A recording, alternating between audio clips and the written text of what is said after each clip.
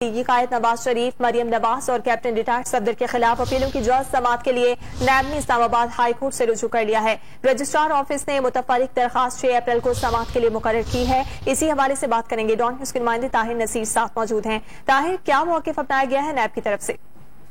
جی دیکھیں، یہ سابق وزیر اعظم میاں محمد نواز شریف، ان کی صاحبزادی مریم نواز اور کیپٹن صفدر کے خلاف نیب کی جانب سے متفرق درخواست دائر کی گئی، جس میں موقف اپنایا گیا کہ اپیلوں پر آخری سماعت 9 دسمبر 2020 کو مقرر تھی۔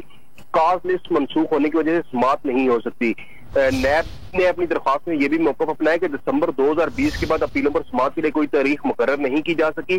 سپریم کورٹ نے حال ہی میں 6 عدالتیں بڑھانے کی ہدایت جاری کی ہے، جبکہ سپریم کورٹ نے نیب کے اس پر جلد فیصلوں کے لیے واضح ہدایات جاری کر رکھی ہیں۔ درخواست میں یہ بھی موقف اپنایا گیا کہ اسلام آباد ہائی کورٹ ان کیسز میں سابق وزیر اعظم میاں محمد نواز شریف کو اشتہاری قرار دی چکی ہے۔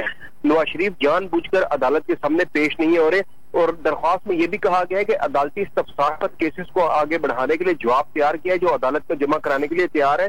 درخواست میں موقف اپنایا گیا ہے کہ نواز شریف کے کیسز میگا کرپشن کے کیسز ہے جو جلد سماعت کے لیے مقرر کی جائے۔ نیب کی جانب سے یہ اسلام آباد ہائی کورٹ میں آج درخواست دائر کی گئی ہے، اور جو ہائی کورٹ کے رجسٹرار ہیں ان کی جانب سے درخواستیں سماعت کے لیے بھی مقرر کر دی گئی ہے۔ 6 اپریل کو نیب کی جانب سے دائر متفرق درخواست پر اسلام آباد ہائی کورٹ سماعت کرے گی۔ جی طاہر، بہت شکریہ آپ کا تفصیلات کے لیے۔